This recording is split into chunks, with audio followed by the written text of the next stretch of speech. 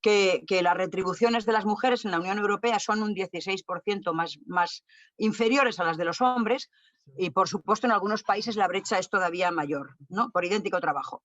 Luego, en temas como la conciliación, la balanza sabemos que se inclina muy severamente en contra de la mujer, aunque se aprecian ligeros indicios de cambio. Y luego en otras cuestiones como la violencia de género y el acoso, que están ampliamente extendidos, por desgracia, pues son lacras que no tienen parangón entre los sexos, que evidentemente la víctima es siempre la mujer, y por mucho que legislemos y peroremos al respecto, la situación está lejos de mejorar. Bueno, pese a todo ello, digamos que siendo optimistas, la mujer avanza, la Unión Europea pretende dar pasos inequívocos hacia la igualdad. Y por supuesto que en la Unión hay primeras figuras de mujeres en la política, la ciencia, pero no dejan de ser singularidades. Entonces, ¿qué reformas son necesarias y cuáles se están ya llevando a cabo en este sentido para acceder o ir más hacia la igualdad? Entonces, de la Estrategia para la Igualdad de Género 2020-2025 nos va a hablar Carlota García Barcala, jurista con estudios en España y los Países Bajos y miembro del Consejo Federal Español del Movimiento Europeo. Carlota, cuando quieras. Muchísimas gracias y buenas tardes. Quiero decir que es un privilegio para mí y un honor formar parte de este panel de ponentes y cuyas intervenciones aguardo con muchísima expectación. Y además agradecer también a mis compañeros, a los jóvenes del Consejo Federal Español del Movimiento Europeo, pues por darme la oportunidad de representarles y máxime teniendo en cuenta el talento que poseen sus integrantes. Hoy nos reunimos para consolidar nuestro compromiso, creo, con una Europa más igualitaria. Una Europa que, como bien ha dicho Garmenchu, ya progresa y lidera internacionalmente de la mano de mujeres y hombres, con aptitud, talento y ambición. Creo que somos todos conscientes de la existencia de este potencial, así que creo que lo que hacemos es reunirnos para discutir su precondición, es decir, las posibilidades reales y efectivas de desarrollar dicho potencial. Como dijo Ursula von der Leyen, presidenta de la Comisión ante el Foro Mundial de las Mujeres el pasado noviembre de 2020, todos queremos empezar, sí, pero también avanzar en igualdad de condiciones. Es precisamente la remoción de estos obstáculos a un desarrollo igualitario en lo que debe y desea centrarse la Comisión von der Leyen. A pesar, como bien decía también Carmencho, de los avances que ha registrado el Instituto Europeo de la Igualdad de Género, el progreso es lento, pero sobre todo es diferenciado entre los distintos Estados miembros de la Unión. Por otro lado, y como buena jurista, quería decir que los tratados constitutivos de la Unión en ese sentido son muy claros. Así, el artículo 8 del Tratado de Funcionamiento de la Unión Europea ya dispone que en todas sus acciones la Unión se fijará el objetivo de eliminar las desigualdades entre el hombre y la mujer y promover efectivamente su igualdad. La igualdad de género, por lo tanto, es un valor, pero también es un principio y un derecho fundamental en el ámbito de la Unión.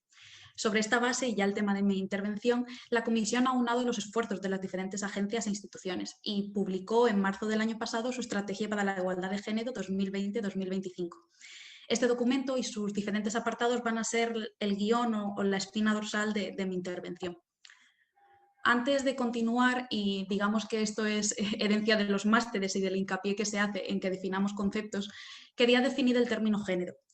La concepción a la que yo personalmente he arribado preparando esta intervención definiría el género como el conjunto de comportamientos, pero también actitudes, atribuciones que, importante, histórica, cultural y socialmente, inciden en la diferencia sexual. Es decir, aquellas construcciones que en un momento determinado identifican qué es propio de hombres o qué es propio de mujeres. Las diferencias en dichas atribuciones son precisamente las cosas que pueden derivar en desigualdades de género, generando posteriormente inequidades de escala estructural o sistémica. Creo necesario hacer esta matización a la hora de abordar la lectura del plan de la Comisión. Esta estrategia, que se ha publicado hace hoy 1 año y 1 día, realiza un planteamiento dual. Por un lado, recoge medidas específicas para asegurar la igualdad de género. Esto abarca todo un pool de propuestas centradas en áreas de intervención que podríamos decir de manera obvia se relacionan con la igualdad de género. Por ejemplo, véase a tal efecto la inclusión de los delitos de violencia de género en el catálogo de delitos, la armonización de los mismos a nivel de la Unión, pero también la correcta transposición y aplicación, que ya va siendo hora, de la directiva relativa a la conciliación de la vida familiar y profesional. Por otro lado, y creo de manera un poco más novedosa, la Comisión se compromete a incorporar la perspectiva de género como metodología en el desarrollo de todas las políticas, tanto internas como externas. Esta lectura, creo, también se deriva del artículo 8 que antes he referenciado. A tal fin, la Comisión recoge otra herramienta analítica, la interseccionalidad, que creo que también es importante definirla. Según el Instituto Europeo de Igualdad de Género, la interseccionalidad es una herramienta que permite estudiar, entender y después responder a las maneras en las que el sexo y el género se cruzan con otras características. Veamos, por ejemplo, la raza, el origen étnico, la discapacidad o la orientación sexual. Ello puede ser, a mi modo de entender, especialmente relevante, aunque obviamente no de manera singular ni exhaustiva, en áreas como la prevención y la erradicación de la violencia obstétrica, que según la OMS y el Consejo de Europa son sufridas mayoritariamente por mujeres gitanas y mujeres con discapacidad. El desarrollo, como no, del nuevo pacto sobre migración y asilo, teniendo en consideración a las mujeres inmigrantes y solicitantes de asilo como grupo vulnerable, especialmente expuesto a supuestos de violencia doméstica, de violencia de género, y la Estrategia para la Igualdad de las Personas LGTBIQ 2020-2025, que también se presentó el pasado noviembre de 2020 de manera bastante temporánea, incluso tardía, si por ejemplo pensamos en la promulgación de las zonas libres de ideología LGTBIQ que se ha determinado en varios municipios en Polonia. Es imposible totalmente abarcar en profundidad todas las áreas que ha cubierto o las que pretende incidir el planteamiento dual de la Comisión. Entonces, simplemente a modo de ejemplo, creo conveniente mencionar un par de ellas. De hecho, son 6 líneas distintas de intervención. La primera recibe el nombre de Ni violencia ni estereotipos. Respecto de la violencia de género, y de nuevo se podría hablar, pues como de cualquier tema, muchísimo, creo que destaca particularmente la intención de completar la adhesión de la Unión Europea al Convenio de Estambul y además la voluntariedad que ha mostrado la Comisión de, si se bloquea esta iniciativa finalmente por un dictamen contrario del Tribunal de Justicia de la Unión Europea, plantear un análogo o un modelo similar en el territorio de la Unión. Y también, ya a lo mejor esto es por deformación profesional y por mi formación, creo bastante importante la perspectiva de género que se le quiere dar dentro de la estrategia para las víctimas, dentro de los procesos penales nacionales. Por otro lado, y me resultó muy interesante preparando esta intervención, está la cuestión de los estereotipos de género y cómo, por ejemplo, esto se puede enlazar con otra de las joyas de la corona de la Comisión, que es precisamente la transición digital. En 2 esferas destacables. En primer lugar, en el mayor empleo que cada vez estamos y vamos a realizar de la inteligencia artificial y cómo esta no debería repetir los algoritmos en los que ésta se basa no deberían repetir esos patrones de género. Y en segundo, por ejemplo, respecto del plan de acción sobre educación digital. Creo que universitarios que estamos aquí hoy hemos sido testigos de cómo determinadas carreras parece que siguen siendo más masculinas, si queremos decirlo así, que femeninas, o hay más hombres que mujeres. Y dentro de este plan de acción también se pretende reducir la brecha que a lo mejor estos estereotipos están generando en que mujeres accedan a carreras STEM, es decir, de ciencias, de tecnología, matemáticas, que a fin de cuentas son el futuro ya no a largo plazo, ni a medio, sino a corto. La segunda línea de intervención se denomina prosperar en una economía con igualdad de género. Creo que de esto vamos a poder escuchar bastantes intervenciones, escuchar las intervenciones de mis compañeros ponentes, sobre todo lo que se refiere al emprendimiento femenino, pero también a la desaparición de la brecha salarial, a propuestas como las que se han hecho en materia de transparencia salarial o a la aproximación también de los salarios entre sectores. Y de manera singular también parece muy interesante que se plantee dentro de la estrategia la revisión de las pensiones y el hecho de que pueda haber efectivamente diferencias también de género en relación a estas. La tercera línea se centra en la igualdad de los puestos de mando en todos los ámbitos de la sociedad. Dicha representatividad pretende fomentarse tanto en el sector privado, los consultivos, por ejemplo, de las empresas, pero también en el sector público, de lo que la Comisión, podemos decir, obviamente, lidera con el ejemplo, como la composición más paritaria en la historia de la Unión. La cuarta área de intervención reincide de nuevo en la aplicación de estas perspectivas de género interseccionales a todos los ámbitos de la Unión. Y la quinta hace especial incisión en el gender budgeting, es decir, en la manera en la que se realiza la provisión de fondos. Y no solamente en el FEDER o en el Fondo de Cohesión Social, sino como ha determinado el Parlamento Europeo en enero de este año en su comunicación crítica con la evaluación, crítica o de evaluación de la estrategia de la Comisión en el programa Next Generation EU. Es decir, en los fondos de recuperación tras la pandemia, o sea, durante y tras la pandemia provocada por el COVID, que tanto el Instituto Europeo de Igualdad de Género como la Fundación Europea para la Mejora de las Condiciones de Vida y Trabajo han señalado han afectado de manera particular a la mujer. La Unión, como sexta línea de intervención, también pretende abordar la temática de las mujeres y de su desarrollo, no solamente dentro, sino fuera de la Unión, como actor en la política exterior, reforzando así los esfuerzos que se plantearon hace 25 años en la Declaración de Beijing en relación al empoderamiento económico, pero también político y social de las mujeres. Como conclusión, simplemente quiero hacer eco de lo que dijo el Parlamento Europeo en enero de 2021, que creo que es muy importante en relación a la estrategia, y es que a la estrategia lo que le falta, y también podremos debatir esto después, es un plan concreto de actuación. Son índices de éxito que puedan ser medibles, mecanismos de seguimiento y de revisión anuales. Creo que esta hoja de ruta tiene que empezar, como no, con el programa Next Generation EU y con la crisis provocada por el COVID, asegurando además que las mujeres participen en la toma de decisiones.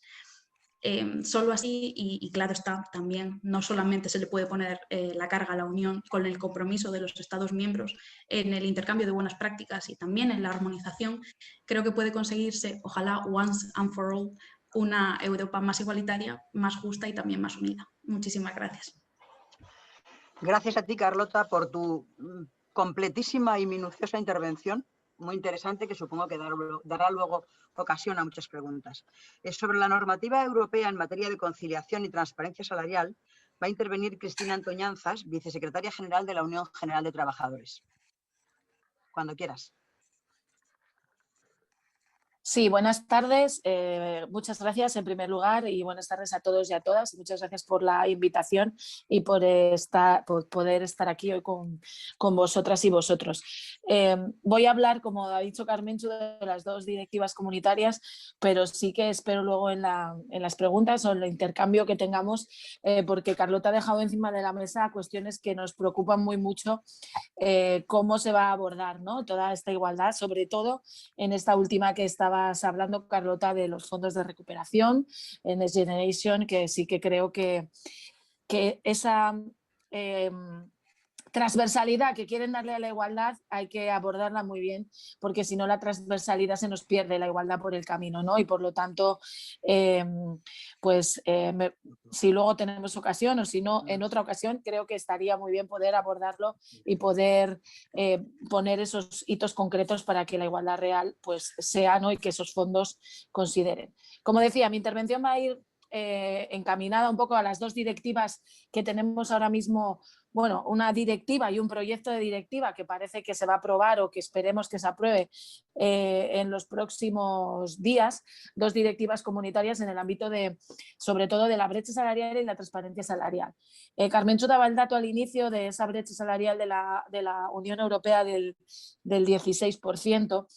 Nosotras hemos hecho desde UGT hacemos todos los años un informe de brecha salarial en nuestro país, que esa brecha se eleva al 21,41% porque utilicemos datos estadísticos diferentes, no porque España tenga esa brecha, ya que en Europa se hace salario-hora y nosotros hacemos la brecha salarios medios brutos, ¿no?, que consideramos, esto es una opinión, que es más exacta por el hecho que con el salario-hora eliminas la incidencia que pueden tener los tipos de contratos a los que estamos sujetos las mujeres, sobre todo los contratos, que es una de las grandes causas de esa brecha, los contratos a tiempo parcial, ¿no?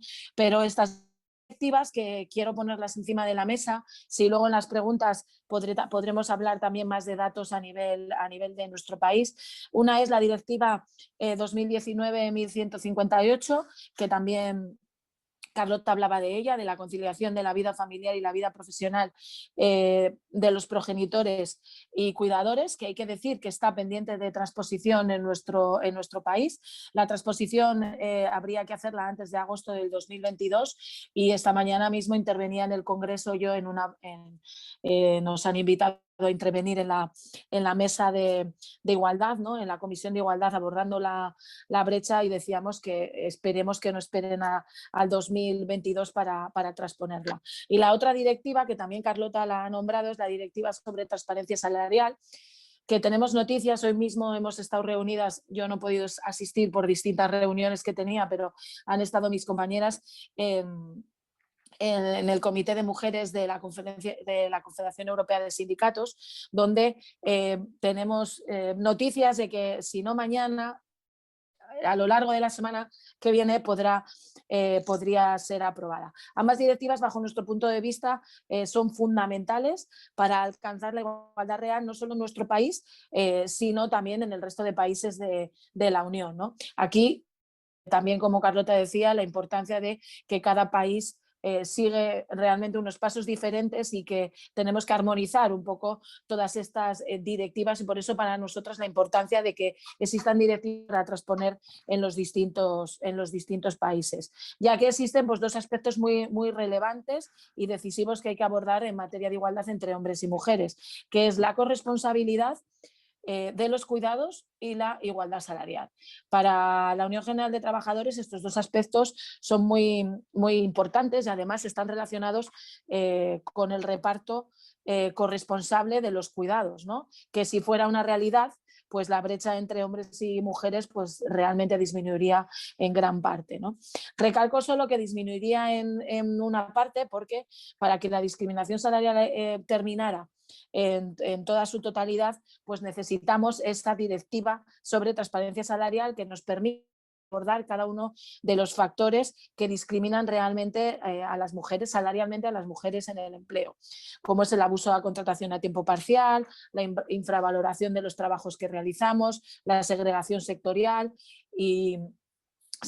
y ocupacional que soportamos, y una larga lista de factores que afectan a lo que es la brecha salarial, ¿no? Y que solo una directiva que fuera ambiciosa en esta materia puede poner fin a estas discriminaciones salariales que soportamos las mujeres y que se extienden no solo a sus jubilaciones, que también y se incrementan. En nuestro país la brecha salarial asciende en las jubilaciones a más del 30% entre hombres y mujeres, sino también, por ejemplo, ascienden pues, a las prestaciones, por ejemplo, por desempleo, ya que todo lo relativo que tenga que ver con las cotizaciones a la seguridad social en nuestro ámbito laboral, se viene reflejado en otros ámbitos. Esta es una con mayor o menor medida, que, como decía, es una constante en todos los países de la Unión Europea. En cuanto a los cuidados familiares y de corresponsabilidad, pues la asunción de las tareas de cuidados por parte de los hombres aumenta cuando estos tienen permisos retribuidos, mientras que si no tienen permisos retribuidos son mayoritariamente las mujeres. Si no existen, somos mayoritariamente las mujeres las que accedemos a estas tareas de cuidados. Por lo tanto, la corresponsabilidad, por ejemplo, en el permiso por nacimiento, adopción o acogida es mejor que otros tipos de corresponsabilidad que existen. En nuestro país, en España, tenemos el Real Decreto 6/2019 del 1 de marzo, con medidas urgentes para la garantía de la igualdad de trato y oportunidades entre hombres y mujeres en el empleo o la ocupación, que modificó el anterior sistema del permiso por maternidad y paternidad, denominado ahora permiso de nacimiento, y que ha establecido de forma progresiva en el plazo de un año la misma duración del permiso de nacimiento de hijo o hija para los dos progenitores, algo muy importante que es de carácter individual e intransferible. Para ello se dio un paso muy importante para avanzar en la consecución de la igualdad real y efectiva, y entendemos que en esa corresponsabilidad de la conciliación.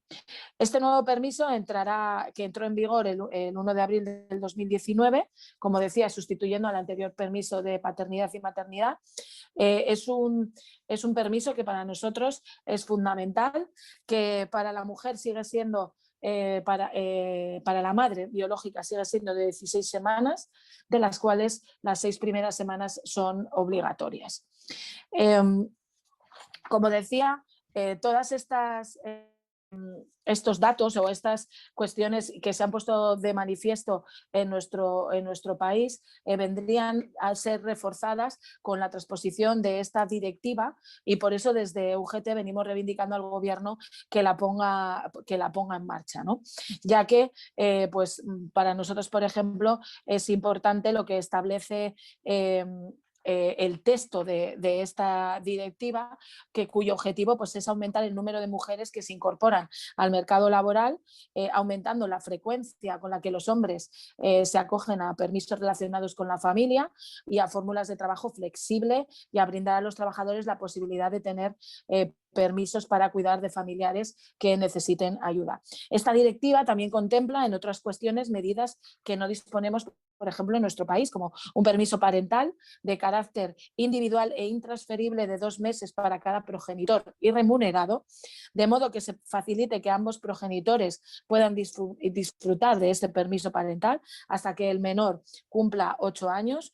Este permiso es diferente del permiso anteriormente que conocíamos de maternidad y paternidad, recogido en la Unión Europea, que os recuerdo que en España ahora mismo se denomina permiso por nacimiento. Un permiso para cuidadores de 5 días laborables al año, que pueden acogerse las personas trabajadoras con el fin de prestar cuidados o ayudas personales a un familiar o a una persona que viva que vive en el mismo hogar, en el que el trabajador y que necesita asistencia o cuidados importantes con motivo de una enfermedad grave.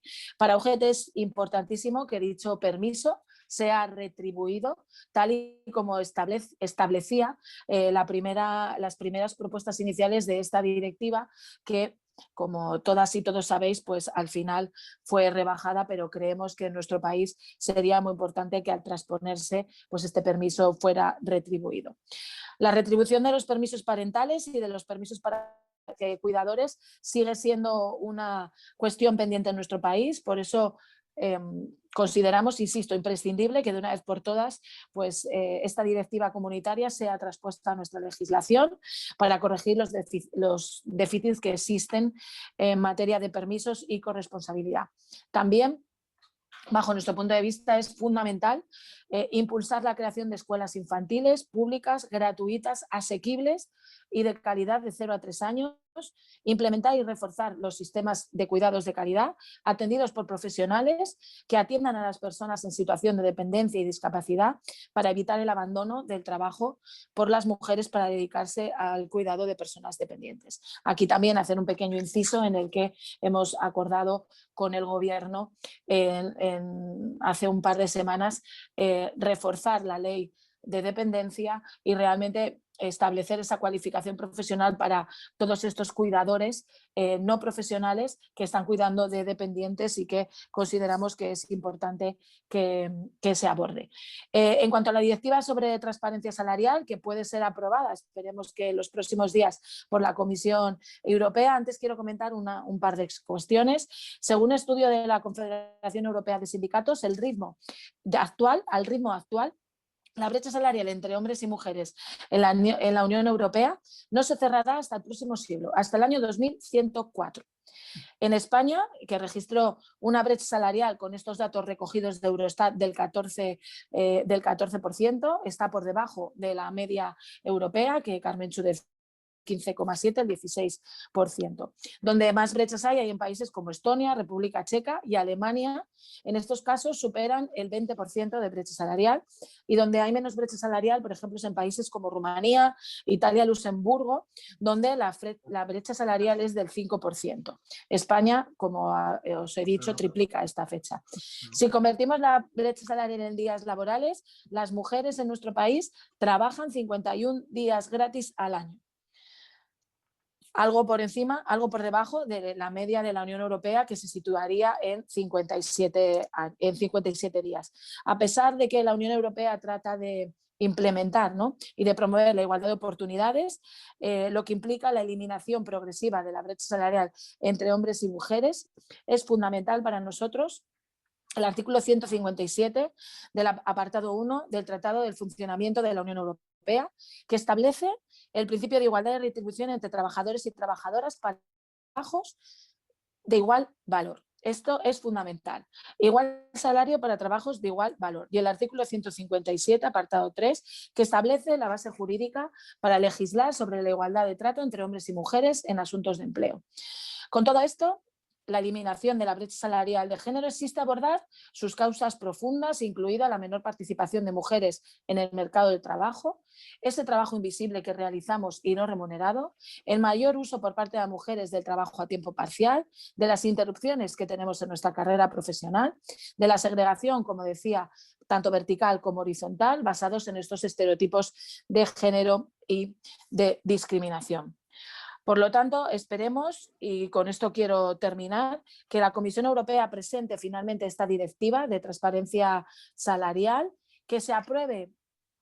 Tenemos noticias que quizá mañana, 4 de marzo, 460 días después de que la presidenta von der Leyen asumiera el cargo con el compromiso de cumplirla en un plazo de 100 días, pero esperamos que esta directiva de transparencia salarial se ponga encima de la mesa, que sea negociada con sindicatos y con empresarios, porque al fin y al cabo vamos a ser nosotros los que vamos a tener que trabajar para que esta directiva se transponga en nuestro país y luego sea efectiva en todas las empresas. Quiero cumplir los tiempos para que todos mis compañeros ponentes puedan hablar y, como decía también Carlota, pues a disposición luego de las preguntas y de las conversaciones que podamos tener. Muchas gracias. Gracias a ti, Cristina. Yo creo que la igualdad va de la mano de otro tipo de factores, como son la no discriminación. José Díaz Lafuente, profesor de Derecho Internacional Público y Relaciones Internacionales de la Complutense, va a centrar su intervención precisamente en las nuevas estrategias y lagunas jurídicas que considera que hay en la protección de los derechos fundamentales frente a la discriminación por motivos de orientación sexual o de identidad de género. Cuando quieras, José. Bien, muchas gracias. Muy buenas tardes a todas y a todos los presentes. Es un honor para mí participar hoy en esta mesa redonda virtual sobre la igualdad de género en la Unión Europea, organizada por el Consejo Federal Español del Movimiento Europeo. Honor que agradezco a su presidente, el profesor Aldecoa Luzárraga, por la invitación, y a todas las personas responsables de la coordinación de esta jornada, y asimismo a la moderadora de la presente mesa y a todas mis compañeras especialistas en la materia con las que tengo el placer de compartir esta mesa online tras sus brillantes exposiciones, y las que aguardamos después de mi intervención. Compete hablar una realidad que está vinculada tanto a la lucha por la igualdad de género en la Unión Europea como derivada a su vez de una comprensión binaria, jerárquica y excluyente del género, y que a su vez sigue suponiendo uno de los principales desafíos para el progreso social y político de la Unión en aras de un reconocimiento efectivo que sea a su vez igualitario y garantista de los derechos fundamentales. Me refiero a los elevados índices de discriminación existentes en la Unión Europea por motivo de la orientación sexual o de la identidad de género de las personas. A pesar de, como todos ustedes ya saben, la igualdad fue consagrada como un valor jurídico de la Unión Europea desde sus orígenes, de acuerdo con un reciente eurobarómetro realizado por la Comisión Europea en 2019, casi el 60% de las ciudadanas y ciudadanos de la Unión Europea considera que la discriminación basada en la orientación sexual y en la identidad de género se encuentra ampliamente extendida. José, yo no sé si tienes que acercarte un poco más al micrófono porque se te oye regular, ¿eh? Un poquito, a lo mejor es cuestión de que te acerques al micrófono. Pido disculpas. Así, mejor así. Gracias. Como decía, en un reciente Eurobarómetro de 2019, casi el 60% de los ciudadanos y ciudadanas de la Unión Europea considera que la discriminación basada en tales motivos se encuentra ampliamente extendida. Lamentablemente, las personas LGBTI siguen sufriendo una discriminación generalizada, violencia, delitos de odio en todo el territorio de la Unión Europea por el mero hecho de querer ser, sentir y expresar de forma digna y libre su sexualidad y su vivencia del género.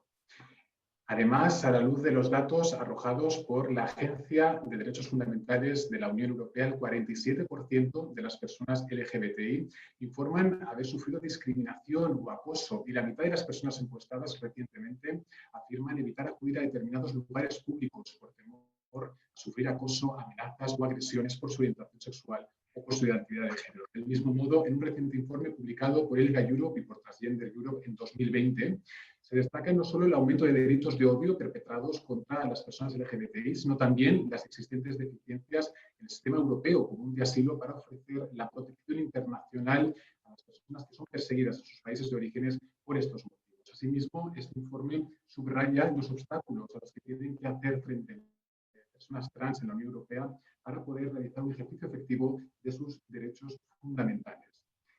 Recientemente, como bien ha comentado nuestra compañera Carlota, casi un centenar de pueblos y municipios polacos han declarado sin ningún tipo de respaldo jurídico que en tales localidades las personas lesbianas, gays, bisexuales, transexuales no son bienvenidas. Son las llamadas zonas libres de personas LGBTI que se justifican en una supuesta defensa de los valores tradicionales de las familias y que cuentan con el apoyo público del gobierno.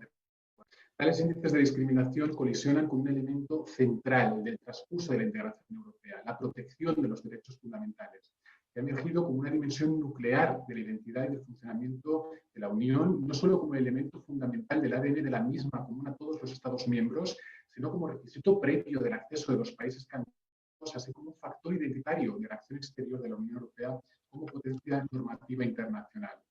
La Unión Europea ha sido pionera en esta cuestión. El Tratado de Ámsterdam, firmado en 1997, posibilitó a la Unión, por primera vez tras 4 décadas de existencia, la lucha contra la discriminación sufrida por motivo de la orientación sexual de la persona, convirtiéndose en el primer instrumento jurídicamente vinculante internacional en prohibir de forma explícita la discriminación homófoba. A su vez, la jurisprudencia del Tribunal de Justicia de la Unión Europea también ha sido pionera en reconocer la identidad de género de la persona como posible motivo de discriminación por razón del sexo de la prohibida la Directiva de 1936 de igualdad de trato, entonces directiva vigente. La Unión Europea, como ustedes ya saben, tiene atribuida una competencia general de luchar contra la discriminación por motivos, entre otros, de la orientación sexual y del género de la persona dentro, obviamente, de los límites de las competencias que les son atribuidas, se lo establece el artículo 19 del Tratado del Funcionamiento de la Unión Europea. Sin embargo, en el ámbito de las derechos fundamentales de las personas LGBTI podemos destacar dos dinámicas institucionales que han marcado la acción política de la Unión Europea en esta cuestión. Por una parte, la coalición de valores, de acciones, de agendas entre la Comisión y el Parlamento, y por otra parte, la fragmentación cada vez más evidente en el seno del Consejo por el auge de la LGTBI-fobia institucionalizada en varios Estados miembros que ha obstaculizado el avance de la Unión Europea en la defensa de los derechos fundamentales de las personas LGBTI. Sirva de ejemplo, en octubre de 2018, como el Gobierno de imposibilitó que el Consejo de Justicia consensuara la aplicación de la Carta de los Derechos Fundamentales al vetar un apartado que especificaba la persecución de los ciudadanos y ciudadanas LGBTI, mientras que reclamó una referencia explícita al acoso que sufren los cristianos y judíos en Europa. A su vez, en diciembre de 2018, la cuestión de las personas LGBTI volvió a generar otro tenso debate en el seno del Consejo, esta vez en el marco de la negociación de unas conclusiones sobre los riesgos que entraña la digitalización para la igualdad de género entre los jóvenes. El gobierno de que en aquel momento ostentaba la presidencia rotativa de dicha institución, a petición de los gobiernos de Hungría y de Polonia, decidió retirar la inclusión de las siglas LGBTI en un apartado relativo a las líneas de acción para garantizar un ciberespacio inclusivo y no discriminatorio. Esto supuso la férrea oposición de 19 Estados miembros, que supuso a su vez la retirada, la marcha atrás por parte de la presidencia austríaca, pero sin la necesaria concurrencia del apoyo de los citados gobiernos. En consecuencia, las conclusiones del Consejo quedaron bloqueadas y se votó un documento no vinculante para los gobiernos a la que se sumó una declaración de 19 países requiriendo más protección a los ciudadanos LGBTI. Bien. La pasada octava legislatura de la Unión Europea no se caracterizó especialmente por la aprobación de un amplio número de instrumentos jurídicos ni de medidas legislativas en materia de protección de los derechos fundamentales frente a la discriminación por motivos de orientación sexual e identidad de género. De hecho, este periodo sirvió para que la Comisión, de la mano del Parlamento Europeo, velara por mejorar la aplicación uniforme y garantista de la normativa ya existente y para que el Tribunal de Justicia de la Unión Europea pudiera pronunciarse sobre cuestiones de profunda relevancia, como pueden ser la libertad de circulación de los matrimonios o de las uniones civiles entre personas del mismo sexo, el reconocimiento efectivo del derecho de asilo por motivos de identidad de género o la no discriminación de las personas LGBTI en el ámbito de las pensiones. Todo ello sin perjuicio de que en algunos ámbitos la Unión Europea sí que reguló algunas cuestiones garantizando el principio de no discriminación establecido en el artículo 21 de la Carta de los Derechos Fundamentales de la Unión Europea. Me estoy refiriendo a la regulación de los regímenes de propiedad de parejas internacionales, entre las que ya no se discriminan las parejas y matrimonios del mismo sexo, o la consideración de la vida sexual y de la orientación sexual de la persona en la categoría especial de datos sensibles, objeto de protección del nuevo Reglamento General de Protección de Datos. En sus orientaciones políticas, la actual presidenta de la Comisión, Ursula von der Leyen, anunció, como bien han destacado anteriormente mis compañeras, que la igualdad sería una de las prioridades clave para la Comisión 2019-2024. El programa de trabajo de la Comisión para el año pasado, 2020, incluyó una estrategia de igualdad LGTBIQ como una de las iniciativas de igualdad y de no discriminación bajo la denominada sexta prioridad, un impulso para la democracia europea. Es importante destacar que nos encontramos ante la primera estrategia integral de la Unión Europea en este ámbito, destinada a aprovechar todas las lecciones aprendidas de las acciones anteriores emprendidas por la Comisión en defensa de los derechos de las personas LGBTI. La estrategia establece toda una serie de acciones legislativas y de medidas no legislativas centradas en 4 áreas prioritarias. Por una parte, la lucha contra la discriminación, incluyéndose una evaluación de toda la legislación vigente de la Unión Europea contra la discriminación en el ámbito laboral y la propuesta de una nueva legislación para fortalecer el papel de los organismos de igualdad y para combatir todos aquellos prejuicios y supuestos de discriminación inherentes en los sistemas de inteligencia artificial. Por otra parte, se centra también en la garantía de la seguridad de las personas LGBTI, a la luz de los datos tan alarmantes publicados por la Agencia de Derechos Fundamentales de la Unión Europea, que sufren de manera desproporcionada delitos de odio, discurso de odio y diferentes supuestos de violencia. Para armonizar la protección de toda la Unión Europea, la iniciativa de la Comisión persigue ampliar la lista de los delitos de la Unión Europea, a los delitos de odio y el discurso de odio, que cubre el discurso de odio y los delitos dirigidos a las personas LGBTI. La tercera línea principal de la estrategia de la Comisión se centra en la construcción de sociedades más inclusivas, con el objetivo principal de apoyar el reconocimiento mutuo de la maternidad y la paternidad en situaciones transfronterizas y para fomentar el intercambio de todas aquellas buenas prácticas existentes sobre el reconocimiento de género y apoyar de este modo a las organizaciones de la sociedad civil LGTBI. Y por último, una cuestión fundamental para la Unión Europea en el escenario internacional en cuanto a potencia normativa internacional. La cuarta acción se centra en el liderazgo en la promoción internacional de la igualdad, con acciones específicas para la igualdad y para la lucha contra los supuestos de vulneración sistemática de derechos humanos que sufren las personas LGBTI en muchos de los países de la comunidad internacional a través de sus planes de acción, de las directrices, de los instrumentos de financiación. Conviene destacar que el 40% de los miembros de la comunidad internacional, en 72 países de la comunidad internacional, las personas LGBTI son perseguidas, son discriminadas y son criminalizadas, con penas que van desde sanciones económicas hasta la pena de cárcel e incluso hasta la pena capital, la ejecución en 5 países de la comunidad internacional. Para finalizar, me gustaría destacar brevemente una reciente sentencia del Tribunal de Justicia de la Unión Europea que ha supuesto un avance muy relevante en el reconocimiento de los derechos de las personas LGBTIQ y un reto que aún queda pendiente. Me refiero a la libertad de circulación de los ciudadanos europeos y la de sus familiares, que, como ustedes saben, se ha visto de alguna forma cuestionada desde que los Estados miembros de la Unión Europea han ido reconociendo progresivamente el denominado matrimonio igualitario y las uniones civiles entre personas del mismo sexo. En el año 2001, los Países Bajos se convirtió en el primer y único Estado miembro de la Unión Europea que reconoció el matrimonio entre personas del mismo sexo. Y además, desde la adopción de la Directiva de 2004 de la libertad de circulación, que reconoce el derecho a circular y residir libremente no solo a los ciudadanos de la Unión Europea, sino también a sus familiares, en los que se incluyen los cónyuges y las parejas de las civiles, nos vemos con una situación pendiente en relación con los derechos de los cónyuges o parejas del mismo sexo cuando viajan o residen en Estados miembros de la Unión Europea que no reconocen el matrimonio igualitario o las uniones civiles homosexuales. Conviene destacar que en la actualidad el matrimonio igualitario solo está aprobado en 14 de los 27 Estados miembros de la Unión Europea. Sobre esta cuestión, el Tribunal de Justicia de la Unión Europea ha dictaminado una sentencia en la que ha establecido que el término cónyuge, en virtud de la citada legislación de la Unión Europea, debe incluir, por independencia de la consideración nacional y de la competencia, obviamente, civil, que es nacional, en relación con la libertad de residencia, aquellos cónyuges o aquellas personas que mantengan una relación análoga con el ciudadano de la Unión Europea, aunque sea del mismo sexo, con independencia de si el Estado miembro en cuestión reconoce o no a sus nacionales el derecho al matrimonio o a la unión civil entre personas del mismo sexo. En consecuencia, una medida nacional que pueda obstaculizar el ejercicio de la libertad de circulación de las personas solo puede justificarse si dicha medida es compatible con los derechos fundamentales garantizados en la Carta de los Derechos Fundamentales de la Unión Europea.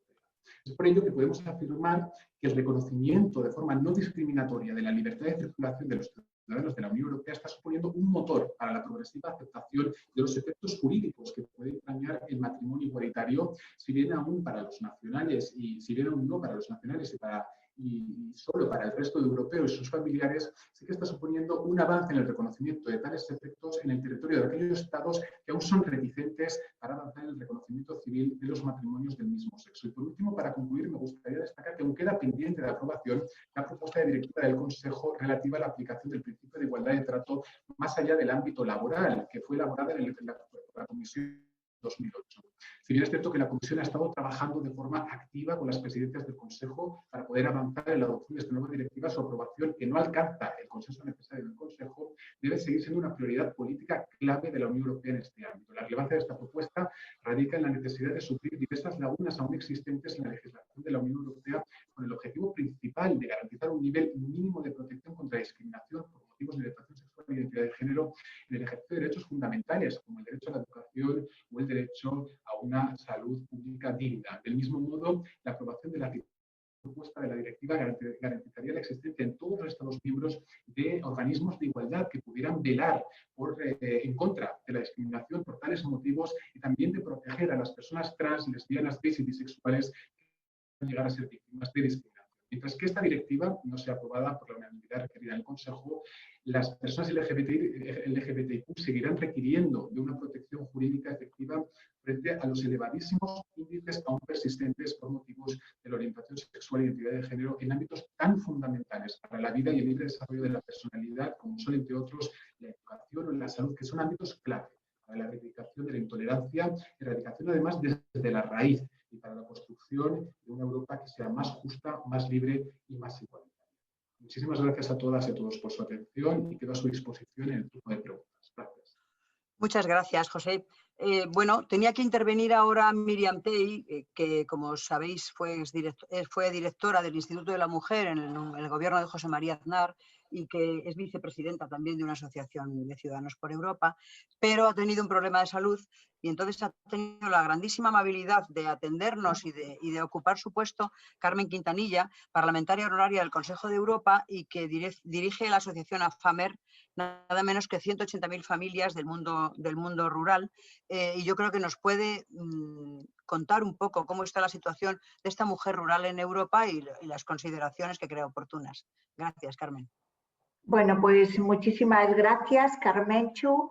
Yo quiero, en primer lugar, como no podía ser de otra manera, pues dar las gracias al presidente, a Francisco Aldecoa, del Movimiento Europeo, del Consejo Federal Europeo, y pues por darme la oportunidad de intervenir sustituyendo a una buena amiga, Miriam Tey, y a a los componentes de esta mesa redonda.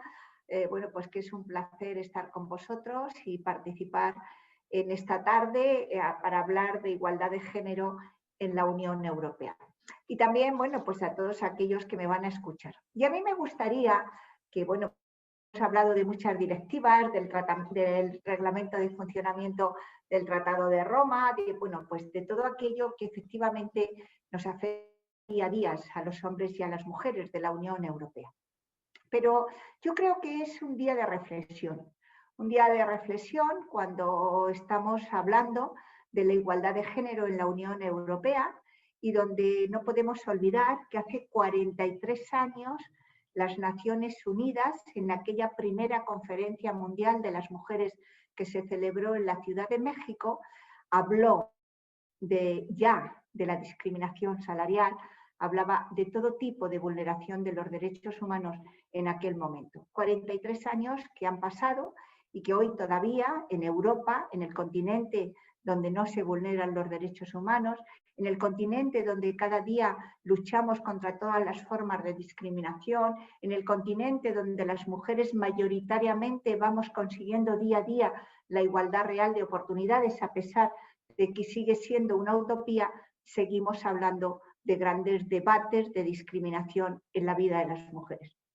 Y además yo pongo este dedo en la llaga porque hoy yo creo que también tenemos que recordar a miles de mujeres que se nos han ido en esta pandemia, no solamente en España, en esta trágica pandemia, no solamente en España, sino también en todo el mundo, que esas mujeres que se han ido en silencio, todas ellas mayores de 65 años, pues muchas de ellas labraron el que hoy todas nosotras y todos nosotros podamos hablar desde una perspectiva mucho más racional de lo que es la igualdad y lo que son los derechos de las mujeres.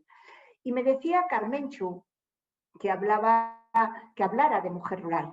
Bueno, pues si hemos hablado de discriminación salarial, si tenemos los datos agonizantes, que es una tragedia para España, de 4 millones de parados, que daba la cifra esta mañana en los medios de comunicación, y que de esos 4 millones de parados, 2.370.000 mujeres, perdón, 370.000 personas son mujeres. Estamos hablando de que hoy todavía el desempleo tiene cara de mujer. La feminización de la pobreza, la feminización de la discriminación salarial, la feminización de tantos retos que todavía nos quedan por lograr a las mujeres. Y como decía anteriormente, hablar de mujer rural es hablar de una mujer que sostiene el desarrollo rural en los pueblos de España y de toda la Unión Europea. Tuve la oportunidad de presentar ante la Asamblea Parlamentaria del Consejo de Europa en el año 2011 el primer informe sobre la situación de las mujeres rurales en Europa. Hablar de mujer rural es hablar de una mujer que sufre la discriminación. Si hay desempleo en el medio urbano, al 50% de las mujeres, y más ahora después en estos momentos de la COVID-19, el 50% de las mujeres del medio rural en Europa han perdido su puesto de trabajo. Si hablamos de mujer rural, estamos hablando de que alrededor de 14 millones de explotaciones agrarias existen en Europa, en toda la Unión Europea. De esos 14 millones de explotaciones agrarias, solamente el 28% de esas explotaciones son titulares las mujeres. Esas explotaciones agrarias son mucho más pequeñas que las explotaciones que lideran los hombres. Y en esas explotaciones, cuando estamos hablando del pago de la política agraria comunitaria, si un hombre recibe 5.500 euros por hectárea en la subvención de la política agraria comunitaria, las mujeres reciben 3.500 euros en esa explotación agraria. Cuando estamos hablando de mujer rural y hablamos de la conciliación, que sigue siendo una utopía en la vida de las mujeres rurales, y no podemos hablar en plan generalista de todas las mujeres rurales de la Unión Europea, porque no es lo mismo hablar de los países del este que hablar de los países del centro de Europa o de los países mediterráneos, porque hay un tema fundamental para el avance de las mujeres rurales, pero también para el avance en general de todas las mujeres de la Unión Europea. El gran éxito colectivo que significa Europa es legislación, legislación y legislación. No hay avance hacia la igualdad si no hay legislación que recoja la igualdad de oportunidades y los retos del empleo, de romper la brecha salarial y romper la brecha digital. Nadie ha hablado hoy, esta tarde, aquí de brecha digital. La brecha digital en las mujeres rurales en España y de media en la Unión Europea está 7 puntos por debajo de la alfabetización que reciben los hombres en las nuevas tecnologías.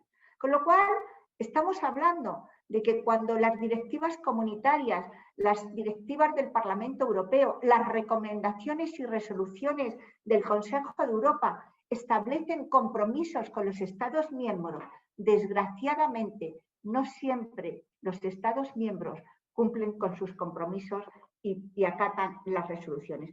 Os voy a dar un detalle no solamente en España, sino en la Unión Europea, de los estudios que mi organización, AFAMER, la Asociación de Familias y Mujeres del Medio Rural, que yo fundé hace 39 años, cuando en los pueblos no había corriente en España, ni estaban asfaltadas las calles, y hablar de mujer rural era hablar de una mujer invisible, y que hoy, afortunadamente, estamos en la agenda política de los gobiernos de todos los estados de la Unión Europea, pero también en el Consejo Consultivo de las Naciones Unidas, porque que sepáis que en este año, cuando no se va a celebrar la Comisión de la Condición Social y Jurídica de la Mujer como consecuencia de la pandemia, y todas las organizaciones que formamos parte del Consejo Consultivo de las Naciones Unidas trabajaremos en SAIEBEN en grupos de trabajo vía online, porque así se va a celebrar este año como consecuencia de la pandemia. Las Naciones Unidas ha hecho un llamamiento al mundo y ha dicho, hablemos del liderazgo, de la participación de las mujeres rurales en el desarrollo sostenible. En el desarrollo sostenible, porque hoy hay una mirada a lo rural, porque gracias a lo rural, el resto del mundo, la sociedad urbana, en esta pandemia ha podido tener seguridad alimentaria. Ha podido comer todos los días, porque gracias a lo rural, a los agricultores, a los ganaderos, a las granjeras, a los granjeros, en definitiva, han tenido en sus manos la seguridad alimentaria. Y esa seguridad alimentaria se mantiene gracias a que las mujeres viven en los pueblos, porque todavía hay futuro en los pueblos si se cuentan con las mujeres rurales. Pues en ese sentido, las Naciones Unidas ha hecho un llamamiento al mundo para que efectivamente las mujeres estén presentes en el desarrollo sostenible. Porque miren ustedes, la Agenda 2030 tiene 17 objetivos de desarrollo sostenible, pero los 5 primeros son los más importantes, porque es la lucha contra el hambre, seguridad alimentaria, la lucha contra la pobreza, que mayoritariamente el rostro de la pobreza tiene el rostro de mujer, la educación, la salud y la igualdad. Si de aquí al 2030 fuéramos capaces de cumplir esos 5 objetivos de desarrollo sostenible, habremos conseguido la igualdad real de oportunidades de los hombres y de las mujeres, no solamente en Europa, sino en todo el mundo, en la comunidad internacional. Pero la filosofía, decía el Quijote a su amigo Sancho, qué poco tiempo queda para llegar a ese 2030 y ojalá seamos capaces de conseguir los 17 Objetivos de Desarrollo Sostenible. Pero os decía, los estudios que hemos hecho nos demuestran que el 59,9% de las mujeres identificaron el cuidado y las tareas del hogar como su dedicación principal en el medio rural, independientemente de que desarrollaran además un trabajo productivo, porque para ellas el cuidado de los dependientes, de los mayores, de sus hijos, está dentro de su función principal como amas de casa y, por lo tanto, porque sigue siendo una utopía la conciliación y la corresponsabilidad en la vida de las mujeres. Además, en relación a la conciliación de la vida laboral, familiar y personal, el 74,1% de las mujeres del medio rural entre los 20 y los 65 años son madres, de las cuales solo el 39% acceden a servicios prestados por escuelas infantiles, en la mayoría de los casos por falta de escuelas infantiles en el medio rural, y pueden conciliar su vida familiar personal porque tienen la tía, la abuela o la madre. Por lo tanto, seguimos teniendo una brecha de conciliación y una discriminación clara y una utopía en la vida de las mujeres. Pero además, cuando hablamos de las mujeres del medio rural, de la doble discriminación que sufren, pero también es verdad que yo tengo que lanzar un mensaje de optimismo y de esperanza, porque esa mirada a lo rural, en esa lucha contra la despoblación que estamos haciendo organizaciones como la mía y también las propias mujeres que forman parte de nuestra organización, también en ese sentimiento, también os puedo decir que el emprendimiento que se produce mayor en la sociedad en general se produce en el medio rural. En este último año del 2020, que no ha habido ningún tipo de emprendimiento, no puedo dar el dato, pero en el año 2019, el emprendimiento, la creación de empleo autónomo, el 54% de las empresas lideradas por mujeres se crearon en el medio rural. Pero también en esas cifras que estoy diciendo y que es importante que hable de ellas, tenemos que hablar de la toma de decisión. Si aquí alguna de las personas que han intervenido han hablado de esa brecha de la toma de decisión y que efectivamente hemos bajado un 0,4% en esa toma de decisión en este terrible año de la pandemia que no hemos terminado, cuando hablamos del liderazgo de las mujeres rurales en las cooperativas agrarias, también tenemos que decir que casi 4 millones de agricultores son socios de cooperativas agrarias en España. No hay un solo que no tenga una cooperativa agrícola.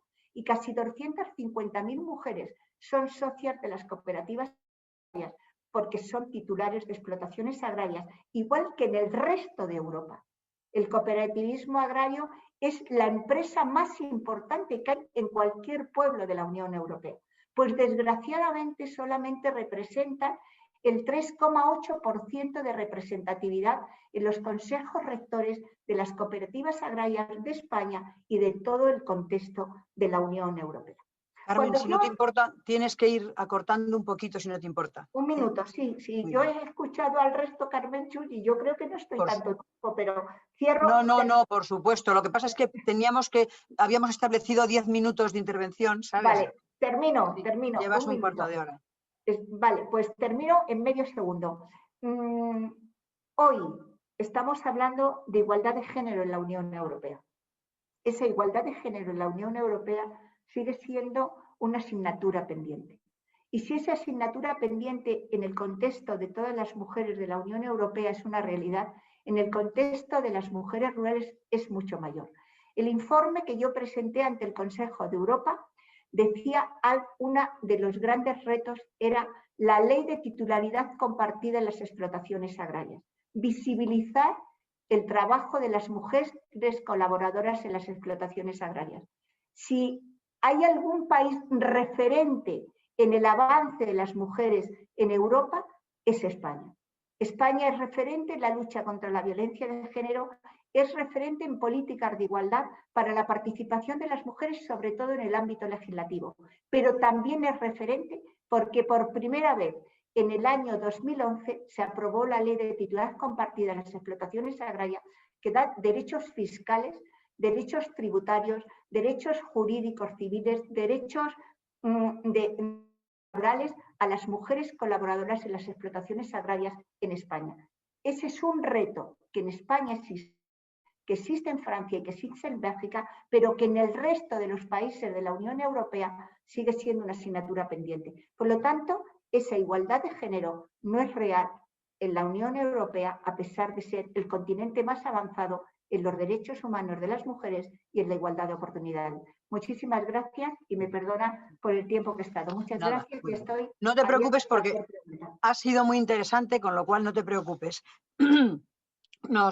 Digamos que para cerrar esta ronda tenemos a la profesora de Relaciones Internacionales de la Universidad de Santiago y especialista en género, Irene Rodríguez Manzano, que va a disertar sobre la integración de la perspectiva de género en la acción exterior de la Unión Europea. Es muy interesante porque es un tema que todavía no habíamos tocado y que efectivamente tiene que ver con la proyección de lo que es la Unión fuera de nuestras fronteras.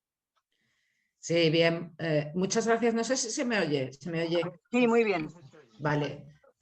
Pues muchísimas gracias también, como han hecho las personas que me han precedido en el turno de palabra. Yo quiero agradecer al Movimiento Europeo que me hayan invitado a participar en esta mesa redonda, aunque sea online, a su presidente, mi compañero y amigo, no desde hace tantos años como Carmenchu, pero ya van siendo bastantes, el profesor Aldecoa, a todos los movimientos del movimiento, a todos los miembros, perdón, del Movimiento Europeo, porque para mí la verdad que volver a estar con vosotros es como volver a casa, ¿no? Para mí es un placer volver a reunirme en este marco. Bien, yo la verdad que, como decía ahora Carmenchu, me encuentro un poco desubicada en todo, respecto al conjunto de las intervenciones que me han precedido, ¿no? Pero más que nada por la temática. Pero bueno, voy a intentarlo plantear, se me ha ocurrido, según iban hablando, obviamente, como un estudio de caso, ¿no? Vamos a estudiar, o sea, como cuando hacemos en clase un estudio de caso, pues cómo es la integración de la perspectiva de género en el Servicio Europeo de Acción Exterior. Y un estudio de caso que tiene un objetivo muy claro y el objetivo es, el objetivo no es otro que dar un poco de luz, a veces en un sombrío, complejo marco conceptual. Es decir, estamos utilizando distintos términos, distintos conceptos y a veces, a mi juicio, no los utilizamos con el significado que realmente tienen. Entonces, tómenlo en ese sentido. Respecto al Servicio Europeo de Acción Exterior, yo voy a decir simplemente 3 ideas para no hacer la intervención muy compleja. Primero, que es una de las grandes innovaciones del Tratado de Lisboa, ¿no? Esa sería la primera idea que tenemos que retener. La segunda idea es tan sencilla como que supone una innovación muy importante en el tema de la cooperación de la acción exterior o en materia de acción exterior, porque cambia, ¿no? O traslada esa cooperación desde las capitales de los Estados miembros a Bruselas. Y una tercera idea que también me parece importante subrayar aquí, por lo que voy a decir a continuación, es que bueno, pues supone una renovación también, una innovación también de la figura del alto representante de la Unión Europea para Asuntos Exteriores y de Seguridad. Estas son las 3 ideas básicas, ¿no? Sobre las que voy a construir unas palabritas, no muchas, sobre esta integración de la perspectiva de género. Para mí estas cuestiones hacen, claro, yo soy profesora de Relaciones Internacionales, como ha dicho la Carmenchu, y entonces pues hacen un tema que es muy atractivo. Y alguien se puede preguntar, bueno, pero ¿aquí qué hace el género? O sea, y esto, el género, bueno, pues el género en términos generales también lo hace muy atractivo, porque claro, nos estamos moviendo en un ámbito que es el ámbito exterior, el ámbito de la seguridad y la defensa, que tradicionalmente se ha considerado neutral al género, ¿no?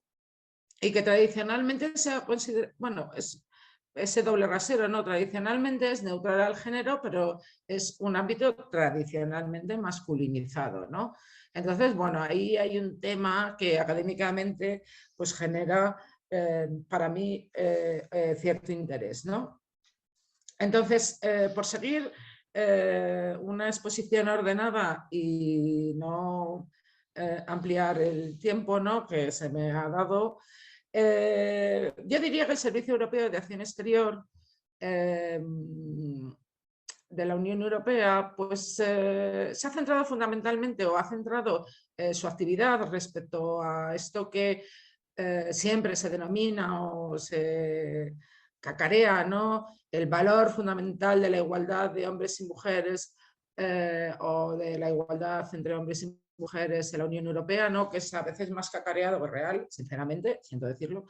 Ese valor fundamental de la igualdad de género, pues se supone que también el Servicio Europeo de Acción Exterior, ¿no? como parte de la Unión Europea, pues tiene su obligación de incorporarlo a su actividad. Si nosotros analizamos, ¿no? la poca información que se dispone del servicio, la verdad que una de las cosas que deberían de hacer es mejorar su página web y la información institucional, por supuesto. Pero una de las cuestiones que destaca, ¿no? a primera vista es que el Servicio Europeo de Acción Exterior, ¿no? Siempre hace una similitud entre la igualdad de hombres y mujeres y por otro lado algo tan sencillo como su política de personal. Entonces, podemos decir muchas cosas, ¿no? porque hay un informe anual. Realmente el del año 2019 todavía no ha salido, pero bueno, se puede hablar con las cifras del 2018 porque tampoco ha cambiado o no puede haber cambiado mucho, ¿no?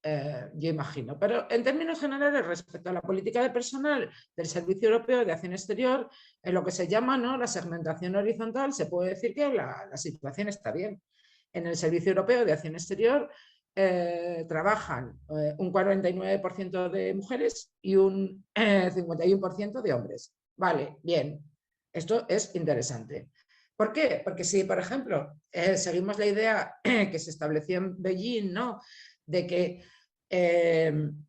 una masa crítica, ¿no? o sea, estaríamos en un nivel adecuado esa masa crítica si logramos que esos puestos correspondan en un 30% a mujeres, pues el Servicio Europeo de Acción Exterior supera con creces. Claro, yo aquí tengo una pregunta y vamos, yo aquí me genero una pregunta, o sea, elevo una pregunta por si alguien quiere luego discutirla, ¿no? Que es esta cuestión de si realmente el hecho de estar presentes, o sea, la masa crítica, el 30%, quiere decir que estamos representadas. Pues sinceramente yo en esto soy un poquito del lado contrario, ¿no? Yo creo que una cosa es estar presente y otra cosa es estar representada. Eso por un lado. Luego, una segunda cuestión, que esta es muy notable, claro, es la cuestión de la segregación vertical. Es decir, hay una segregación vertical espantosa o, por dicho de otra forma, ¿no? Genera un poco de grima. ¿Por qué? Porque, claro, cuando estamos en la cúspide de la pirámide, o sea, las mujeres prácticamente no existen. No existen. Es decir, en los niveles más altos, o dicho de otra forma, sí, en los niveles más altos de la organización, las mujeres están subrepresentadas. Vale. Entonces, ese sería mi segundo punto y mi segunda conclusión. Bueno, esta conclusión tiene un añadido, ¿no? Que de todas formas me gustaría puntualizar por lo que les decía antes de que intentaría que estas palabras, fueran como un estudio de caso, ¿no? Bueno, decir que hay mujeres y hombres en el servicio de acción exterior de la Unión Europea es una obviedad, ¿no? Faltaría plus que en el siglo en el 2021 no fuera así, ¿no? O sea, eso es obvio. Pero de todas formas lo que quería insistir no es en esto, y es que haya mujeres y hombres, o en particular, centrándose en nuestro punto de interés, el caso de que haya mujeres, ¿no?, en el Servicio Europeo de Acción Exterior no significa en ningún caso que estemos integrando una perspectiva de género. En ningún caso. Eso es otra cosa. Esto de ¿hay mujeres en el Servicio Europeo de Acción Exterior? En los cargos más bajos hay muchas, en los cargos más altos hay pocas. Es aquella vieja fórmula, ¿no?, del feminismo liberal, no el feminismo liberal este que se inventaron los de Ciudadanos y toda esta pandilla, sino el feminismo liberal académico. Estoy hablando del feminismo liberal académico, y el feminismo liberal académico dice, o se le ha ridiculizado un poco, diciendo que lo que pretenden estas feministas liberales es añadir, como la frase es, incorporar mujeres y agitar. O sea, incorporemos mujeres al servicio de acción exterior de la Unión Europea, agitemos y ya está. Tenemos un servicio, ¿no?, con perspectiva de género. No. No es lo mismo las mujeres que el género. Lo ha explicado muy bien Carlota antes en su intervención, ¿no? Entonces, la integración de la perspectiva de género es otra cosa. La integración de la perspectiva de género, y ahora voy a esto, es, ¿no?, hacer un estudio de impacto sobre las consecuencias que tienen todas las políticas, lo ha dicho también Carlota, en hombres y mujeres. Y si añadimos un poquito más, en niños y niñas. Tercera idea, y ya con esto casi voy a acabar, y en la labor de la organización. ¿En la labor de la organización ha habido una incorporación de la perspectiva de género? Pues yo diría, en el año 2015 se establece, ¿no?, ese puesto de asesora principal. Menudo lío de título le han puesto a la pobre mujer, o de cargo. El título del cargo es particularmente llamativo. La asesora principal en temas de género y en la implementación de la resolución 1325 sobre mujeres, paz y seguridad de la Unión Europea. Tócate los pies. Vamos a ver. Una cosa es una asesora principal en temas de género. Que empezamos mal. Porque si el género, como se ha dicho anteriormente, es un criterio transversal, ¿no?, que tiene que atravesar las políticas de derecha a izquierda y de arriba a abajo, vamos a ver, si hacemos un silo o un gueto, permitirme la expresión, ¿no?, mal vamos. Parece como que vamos a reducir, ¿no?, las cuestiones de género, ¿no?, a un silo. Y en ese momento ya no estamos, yo creo. Pues sí, antes cuando recordaba Carmen, ¿no?, la conferencia de México de 1975, bueno, también se puede hablar de la conferencia simplemente de San Francisco de 1945. Bueno, ahí estaba Eleanor Roosevelt proponiendo el silo, un mini silo, Bueno, pues esto para mí no tiene ningún sentido. Pero es que además se centra en la política, por decirlo de alguna forma, tienen que permitir la expresión más espectacular, ¿no? Donde está trabajando de manera notable la Unión Europea, y es en la implementación de la resolución 1325 sobre mujeres, paz y seguridad, ¿no? Que ya dice mucho, y que yo tengo una visión muy crítica de esta resolución, pero vamos, sobre mujeres, malo, será sobre género, paz y seguridad. Bien, entonces, eso por un lado. Este puestito pequeñito, que además tengo que decir, la oficina de esta asesora principal se compone de 3 personas y ella. Además de ello, esta persona no informa al alta representante, bueno, perdón, ahora al alto representante. Y es que además, repito, los recursos financieros no los desconozco, pero vamos, porque no son públicos, pero los recursos humanos están presentes. Y luego el cuarto punto que quería tocar, y además esto es como la cuadratura del círculo, o sea, una estupidez, no una estupidez, pero quiero decir, voy a acabar por donde empezó Carlota, lo teníamos preparado, y voy a acabar. Solo por entrar un poco, o sea, por abrir el debate luego, ¿no? Es, que es notable, ¿no?, la aprobación el 5 de marzo del 2020 de la Estrategia para la Igualdad de Género 2020-2025 de la Unión Europea. Entonces, lo que dice esta Estrategia para la Igualdad de Género 2020-2025 es, como decía antes Carlota, por fin la Unión Europea menciona lo siguiente: la Comisión reforzará la integración de la perspectiva de género mediante su inclusión sistemática en todas las políticas y en todos los ámbitos, de arriba abajo y de derecha a izquierda, transversalmente. Tanto en el ámbito interno como en el externo. Por primera vez, la Comisión, o mejor dicho, por primera vez un texto de la Unión Europea hace referencia concretamente al ámbito externo. Y luego una cuestión que, bueno, esto solo lo dejo para el debate, ¿no? Que Irene, sí, Irene, tendrías que ir terminando, sí, por favor. No, la última frase, la última frase. La última frase que quería decir es la siguiente. Y es que, concretamente, después de hacer referencia al ámbito externo, lo que dice la estrategia es: la estrategia se aplicará utilizando la interseccionalidad, ¿no? Bueno, ese es un documento que tenemos que conocer todos. Esto es un desastre, porque es como si dice, ¿no?, que vamos a utilizar un martillo para clavar un clavo, por ejemplo. Bueno, muchas gracias y perdón por la extensión. Muchísimas gracias, Irene.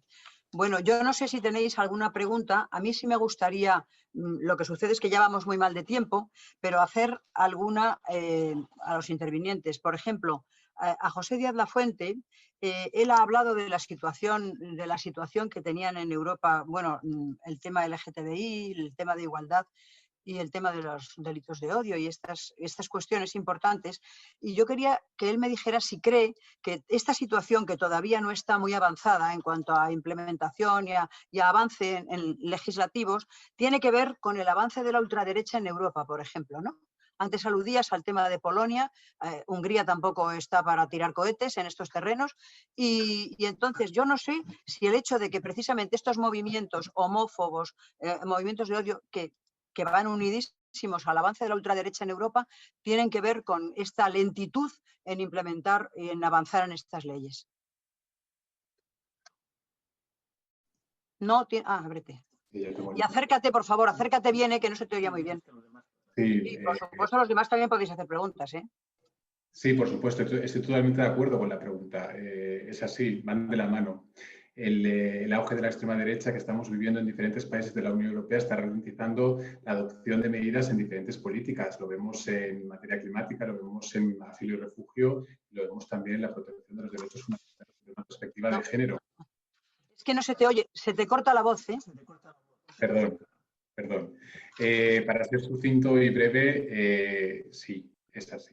El auge de la extrema derecha en diferentes gobiernos que estamos viendo, como por ejemplo en Polonia y en Hungría, sí que está ralentizando la adopción de medidas para una protección efectiva de los derechos fundamentales de las personas LGBTI, como he comentado anteriormente en las diferentes reuniones en el seno del Consejo, y también para la adopción de esta directiva de 2008, propuesta en 2008 para la protección de la igualdad de las personas LGBTI más allá del ámbito laboral, en materia educativa y en materia también sanitaria. Es así. El auge de la extrema derecha no solo está paralizando cuestiones de materia de derechos fundamentales, sino también de alguna forma en la adopción de medidas en la política de asilo y en la política migratoria de la Unión Europea, y también en otras cuestiones como la lucha contra el cambio climático y en materia energética. ¿Tenéis alguna pregunta, alguno de los que estáis presentes? Nadie levanta nada. Entonces, no, yo le quería decir, por ejemplo, a Cristina Antoñanzas, ¿no? Primero, Eduardo, pues venga, que pregunte. Eduardo. Venga. Nada, solamente un comentario súper rápido. Sobre todo agradecer a las ponentes, ha sido súper interesante todo. Y nada, me parece que es importantísimo que se hagan estas conferencias. Y la observación que quiero compartir es que es necesario que se sigan haciendo, porque normalmente en el movimiento europeo, en este tipo de conferencias, con la misma publicidad a la que se ha dado a esta conferencia, asiste el doble o incluso a veces el triple de personas. Y hoy, ¿por qué no ha venido todo el mundo que suele venir? ¿Cuál es el problema de nuestro público habitual de sentarse a escuchar un día sobre feminismo y hablar sobre mujeres, ¿no? Me parece simplemente una observación de que hay gente bueno, pues que todavía esto nos cuesta, y que significa que lo que hemos hecho hoy aquí es muy necesario y que debemos hacerlo con más frecuencia. Y nada, muchas gracias de nuevo. Pues venga. Victoria. Hola. Bueno, en primer lugar, agradecer a todos los ponentes sus intervenciones, pues han sido sumamente interesantes. Y a mí, sobre todo, me gustaría preguntarle al profesor José Díaz Lafuente. Ha mencionado anteriormente el papel tan relevante que tiene la Unión Europea, teniendo en cuenta la promoción normativa que lleva a cabo, sobre todo con los principios que ha señalado. Y a mí me gustaría preguntarle hasta qué punto considera que son importantes y hasta qué punto refleja la naturaleza singular de la Unión Europea en la escena internacional. Muchas gracias.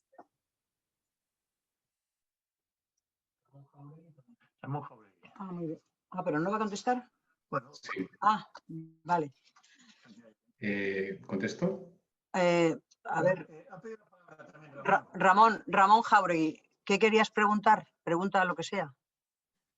No, yo quería sugerir a Irene la conveniencia de organizar el movimiento, digamos, por la igualdad de género en la conferencia sobre el futuro de Europa, ¿no? Creo que, más allá de la consideración que tengamos unos u otros sobre los avances que se están produciendo en la igualdad, etcétera, y sabiendo todos y teniendo todos la conciencia de que quedan muchas cosas por hacer en este terreno, seguramente va a haber que incluir en los tratados, en las disposiciones legales de nuestra Unión, muchas reformas en el terreno de la igualdad de género. Mi pregunta es si no ven en la organización de la conferencia sobre el futuro de Europa la necesidad de estructurar el movimiento feminista de una determinada manera, que aglutinen toda una serie de reivindicaciones y que se concreten siempre que, evidentemente, en la conferencia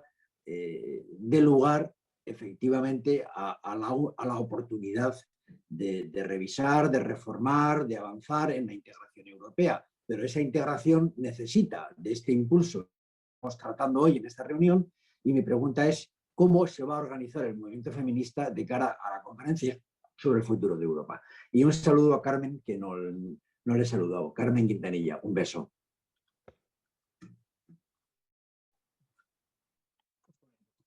Pues sí, que conteste quien lo crea oportuno. Sí, bueno, yo puedo contestar si queréis. Pues claro que queremos. Vale, bueno, yo no voy a contar, bueno, estoy totalmente de acuerdo con lo que ha dicho Eduardo, ¿no? Pues yo le podría contar mi larga trayectoria en conferencias sobre género a lo largo y ancho de este mundo, ¿no? De irte a escuchar 2 personas, o sea que estamos bien porque hemos estado 53 o 54, no me acuerdo.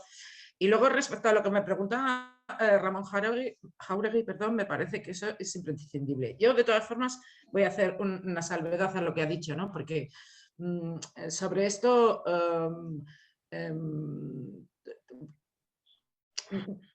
quiero decir, quiero abrir otra puerta, no esto, ¿no? A mí me parece imprescindible que los temas de igualdad se lleven a la conferencia.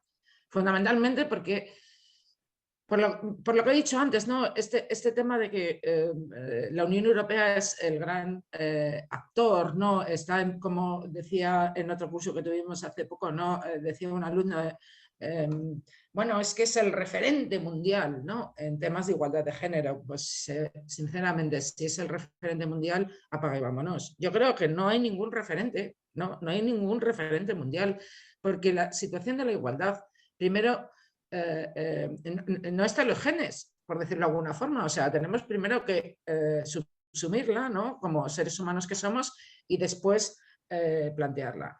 Y luego, claro, yo tengo que confesar una cosa, que yo no soy feminista de carné, militante. Yo soy feminista de zapatilla, o sea, de andar por mi casa.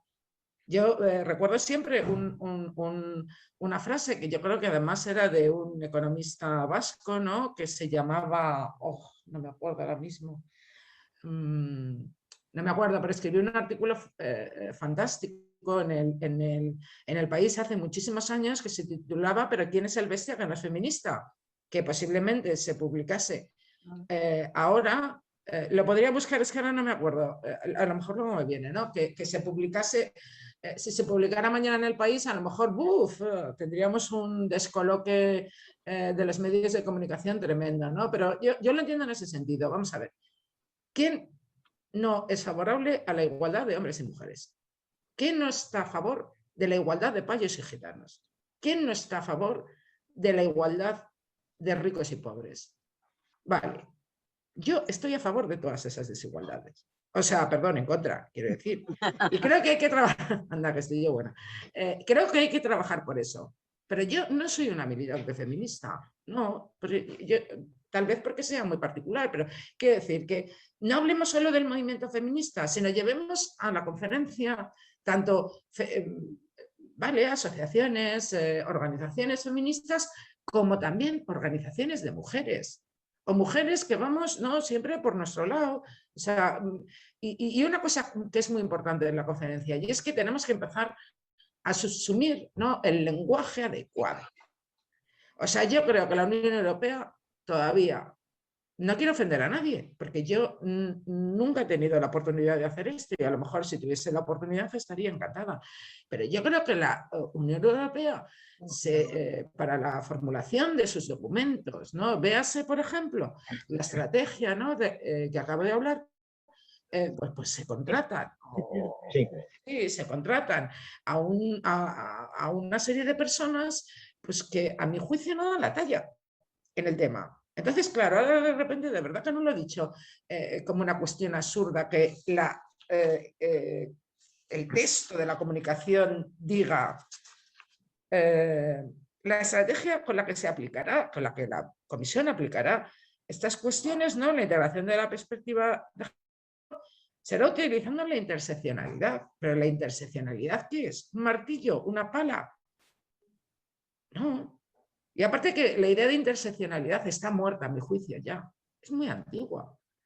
Y además, la idea de interseccionalidad no tiene valor como idea. Porque el género es interseccional en principio.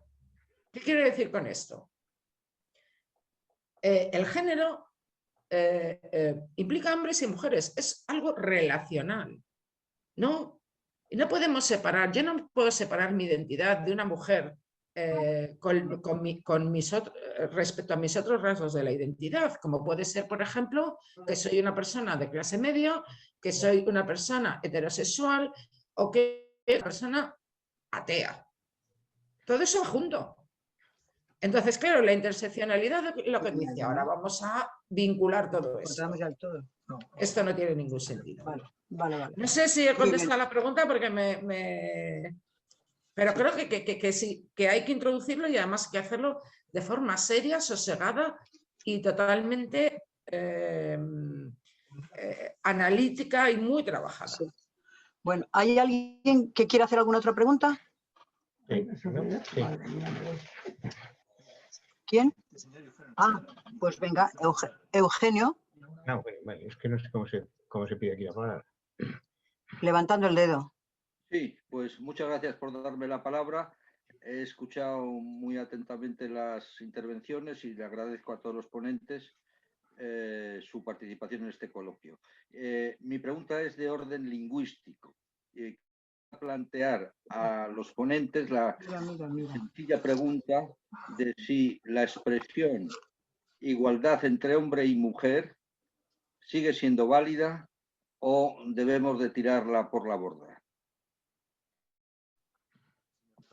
Sí, también, vamos a ver, Ramón Núñez también quería preguntar y ya se contestan las dos juntas porque vamos un poquito mal de tiempo.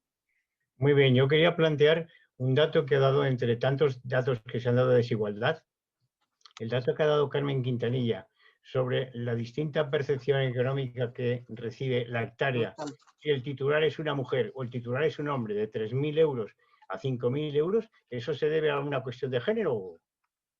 Esa es la pregunta. Contesta si quieres. Ah, bueno, sí, que contesta a las dos, quizás, sí. Bueno, lo de Eugenio es distinto. Carmen, tienes que abrir el micrófono. Ya lo he abierto. Es que, bueno, es que pensaba que iba a contestar alguna de las anteriores para la pregunta que ha hecho Eugenio Nazarri.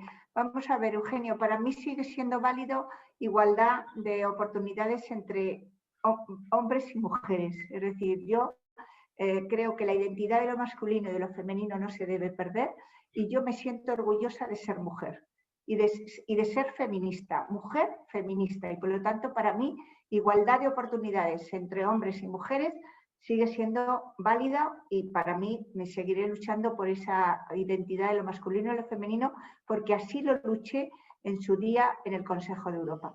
Y con respecto a Ramón, no es una cuestión de género, es una cuestión de que normalmente las explotaciones agrarias de las mujeres son más pequeñas que las de los hombres. ¿Y por qué? Porque hay una cultura que siempre es mucho más pequeño en todo el contexto de la Unión Europea, el liderazgo de las mujeres rurales en las propias explotaciones agrarias. Yo te voy a dar un dato que en estos momentos es importantísimo. No hay ningún tipo de legislación en la Unión Europea que se refiera solamente a la idiosincrasia y a la identidad del avance de las mujeres rurales en igualdad. Eso en primer lugar. En segundo lugar, en estos momentos hemos conseguido con mucha presión a Europa y el Gobierno de España nos ha entendido, Luis Plana, que ha sido un cómplice con nosotras, por fin poner dentro de los resultados de la futura política agraria comunitaria a las mujeres rurales, para establecer políticas de actuación no solamente en materia agrícola ganadera, sino también en el desarrollo del medio rural. ¿Por qué? Porque en estos momentos tenemos un grave problema de despoblación, no solamente en España, sino también en la Unión Europea. Europa puede perder, la Europa rural, de aquí al 2050, 7 millones de habitantes. Y si no contamos con las mujeres y favorecemos a las mujeres rurales, pues, y asentamos población a través de las mujeres y ponemos también en sus manos las grandes explotaciones agrarias, porque hay una masculinización tremenda de las explotaciones agrarias, pues indiscutiblemente el desarrollo rural no será verdad, las políticas medioambientales no se desarrollarán y también tendremos un problema. Y el problema es que en los pueblos desarrollados, en España hay 1000 pueblos que no tienen niños de 0 a 4 años. Preguntémonos por qué pasa esto. ¿Por qué? Porque hay una huida ilustrada de las mujeres al medio urbano. Y aprovechemos la mirada a lo rural en esta trágica pandemia para establecer una estrategia real en la lucha contra la despoblación. Y Ramón, hay una cosa primordial, que hay que contar con las mujeres en esa lucha contra la despoblación. Yo puedo decir una cosa, es que no encuentro lo de levantar el dedo. No, el dedo es solo así para que se te vea el dedo. Vale. Pero a mí me gustaría terminando, ¿eh? Estamos terminando. Sí, a mí no, también me gustaría solo quiero decir una cosa. Yo, con respecto a lo que decía Eugenio, ¿no? Yo creo que la literatura académica lo deja muy claro. Y yo creo que hay que mantener la idea de igualdad de trato de hombres y mujeres, igualdad de oportunidades de hombres y mujeres, la perspectiva de género. Eso son los 3 conceptos, a mi juicio, claves y con los que deberíamos estar trabajando, porque a veces los mezclamos, pero no es lo mismo. Y luego solo quería hacer una observación respecto a una cosa que ha dicho antes Carmen, que yo no estoy de acuerdo, y además es que este tema me gusta mucho y tengo que decirlo, porque es que si no me da un patatús. Y es que ella ha dicho antes, ¿no?, que le parece fundamental que ella entiende que los 5 objetivos de desarrollo sostenible más importantes son los 5 primeros, y que si conseguimos los 5 primeros, vamos bien. Si conseguimos los 17, también ha dicho, perfecto. Yo con esa afirmación no puedo estar de acuerdo. O sea, los 5 objetivos de desarrollo sostenible están interconectados. Entonces, no se puede conseguir prácticamente uno sin otro. Y además hay multitud de trabajos científicos que lo demuestran. Solo por poner un ejemplo. El ODS 14 es fundamental. Las mujeres, no solo en la agricultura, sino también en la pesca tradicional, en la pesca a pequeña escala, para el logro de los objetivos de desarrollo sostenible y el tema que aquí nos trae, ¿no? Me callo para siempre. Muchas gracias. Oye, pues si no hay más preguntas, yo solo me queda... ¿Sí? Sí, me gustaría... bueno, ¿queréis contestar algo más? Sí, claro. Sí, no. Mira, ya que Irene decía, yo también me gustaría decir el ODS 8 de trabajo decente, que también es fundamental, obviamente. Lo que hombres y mujeres, sin querer entrar tampoco en discusiones, porque esto es ahora mismo está encima de la mesa y podríamos estar hablando mucho rato, voy a ser muy práctica y sobre todo en el ámbito sindical y en el ámbito donde nos movemos, y sobre todo para la hora de obtener datos y saber qué es lo que realmente está ocurriendo en los centros de trabajo, que es para lo que en este caso no solo la brecha salarial o lo que ocurre con los datos del desempleo que ha dado Carmenchu o las tasas de actividades.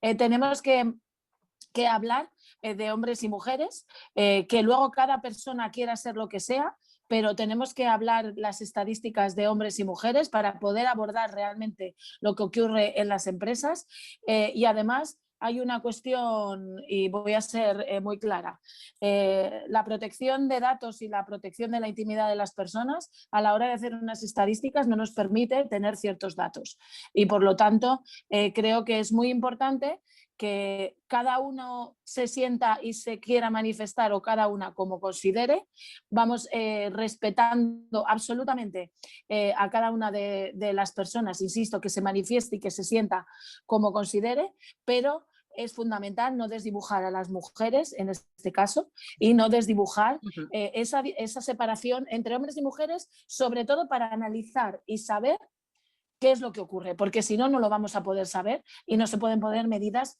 para intentar minimizar todas estas discriminaciones y desigualdades que hay. ¿Ya? Nada más. Pues ahora ya sí me deja Pachi terminar, me dice que ya puedo. Yo solo me queda daros las gracias a Carlota, a Cristina, a José, a Carmen y a Irene y esperar que, bueno, que haya sido interesante para todos, desde luego para mí lo ha sido muchísimo y que repitamos este tipo de encuentros. Es lo que hay que... Yo también quería dar gracias por la moderación tan eficaz que ha hecho y verdaderamente a mí me ha parecido admirable las 5 intervenciones. Sí. Me han gustado enormemente. Porque además han sido diversas, pero siempre aportando datos de diferentes ámbitos, ¿no? Y dando cierta cohesión, sí. Distintos puntos de vista. Yo quería aprovechar para unos anuncios. El próximo día 10 hacemos precisamente, como decía Ramón, un debate sobre la conferencia sobre el futuro de Europa. Y el día 17, a esta misma hora... No, el día 10 a una hora antes, porque una de las que participa, que creo que está en Bruselas, era imprescindible que fuera a las 6 en vez de a las 7. Y el día 17 es sobre la Unión Europea ante los retos de la política espacial europea, que tenemos un panel bastante bueno, también, casi tan bueno como este. Y por último, que el día 23 hacemos la primera conferencia presencial en el Paraninfo de la Universidad Complutense sobre la conferencia sobre el futuro de Europa.